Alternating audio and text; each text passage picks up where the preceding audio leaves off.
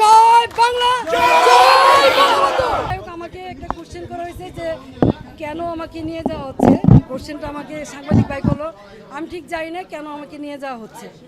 তো যেহেতু আমার এখানে প্রশাসন এসেছে এবং ওনারা বলেছে যে আমার বিরুদ্ধে ওয়ারেন্ট ইস্যু করা হয়েছে, যদিও তারা আমাকে ওয়ারেন্ট ইস্যুটা দেখাতে পারে নাই, কিন্তু আমি আইনের প্রতি শ্রদ্ধাশীল হয়ে আমি তাদের সাথে যাচ্ছি। আমি আমি দুঃখ প্রকাশ করছি যে তারা রাত্রেবেলা এসেছে, আমি রাত্রেবেলা বেরোতে চাই নাই, তারা সারা রাত আমার এখানে ছিল প্রশাসনের লোকজন। এই জন্য আমি দুঃখ প্রকাশ করছি যে আমি ওনাদের কষ্ট দিয়েছি। আপনারা দেখেছেন যে আমার মহল্লার লোকজন তারা এখানে সারা রাত অবস্থান নিয়েছে। আমি আমার এলাকাবাসীকে, মহল্লাবাসীকে ধন্যবাদ দিতে চাই তাদের এই ভালোবাসার কারণে, যে আপনারা কোনো শৃঙ্খলা আচরণ করেন নাই, শান্তভাবে। আমি আপনাদেরই সন্তান, আপনাদেরই মেয়ে, আপনারা আমার প্রতি যে শ্রদ্ধা, ভালোবাসা, সম্মান দেখিয়েছেন, আমি আজীবন আপনাদের এই ভালোবাসা, শ্রদ্ধা, সম্মান মনে রাখবো। আমার এলাকাবাসী জানেন যে আমি আলী আহমদ চুনকার সন্তান।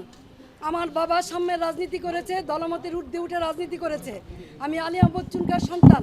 আমার যদি অপরাধ হয়ে থাকে জয় বাংলা, জয় বঙ্গবন্ধু বলার কারণে, তাহলে আমি সেই অপরাধী হতে চাই।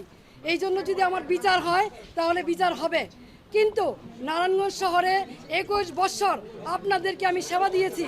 কোনো দিন কেউ বলতে পারবেন না যে আমি কখনো প্রতিহিংসা পরায়ণ হয়ে অন্য কোনো দলের প্রতি আঘাত করেছি, অথবা কাউকে আমি কোনো ধরনের বৈষম্য আচরণ করেছি। দলমতের ঊর্ধ্বে উঠে নিজের দলের ভিতরে থেকে তারপরও মানুষের কল্যাণে কাজ করার চেষ্টা করেছি। বিরোধ সত্য, মতভেদের সত্য, এই শহরের নারায়ণগঞ্জবাসীর জন্য এমন কোনো জায়গা নেই যেখানে প্রতিবাদ করি নাই। তৌকি হত্যা সহ সকল হত্যাকাণ্ডে যখন নারায়ণগঞ্জবাসী একদম চুপ ছিল, কেউ কোনো কথা বলে নাই, তখন আইবি আওয়াজ তুলেছে, এই শহরের মানুষকে কথা বলা শিখিয়েছে, অন্যায়ের বিরুদ্ধে প্রতিবাদ করা শিখিয়েছে। আজকে সেই আইবিকে কিসের জুলুমে, কিসের কারণে, কী কারণে গ্রেপ্তার করা হচ্ছে আমি ঠিক জানি না। কিন্তু যেহেতু আমাকে গ্রেপ্তার করা হচ্ছে, আমি নারায়ণগঞ্জবাসীর কাছে একটাই অনুরোধ করব, আপনারা যেভাবে আমার পাশে ছিলেন, আমার পরিবারের পাশে ছিলেন, আমার পাশে থাকবেন। আপনারা সকলেই জানেন 1 মাস হয়নি আমার ছোট ভাই, অত্যন্ত আদরের ছোট ভাই মোহাম্মদ আলী রাজা রিপনকে আমরা হারিয়েছি। আর সেই ভাইয়ের সুখ এখনো ভুলতে পারি নাই।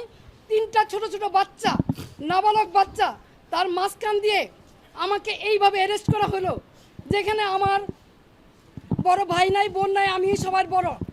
3টা ছোট ছোট বাচ্চা, এবং 1 মাস হয়নি আমার ভাই মারা গেছে, এবং ওদের মাও নাই। 4 বছর আগে ওদের মা মারা গেছে।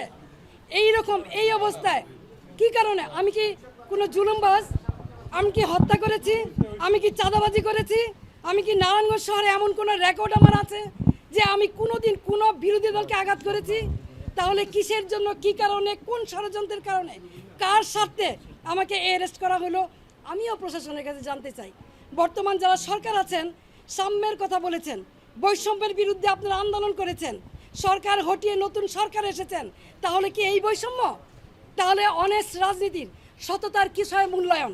আমি তো বাড়িতেই ছিলাম, আমি তো পালাই নেই, তাহলে এইভাবে আমাকে অ্যারেস্ট করতে হলো কেন? সেই জবাব জনগণের কাছে চাই, জনগণই দিবে ইনশাল্লাহ। জয় বাংলা, জয় বঙ্গবন্ধু, জয়।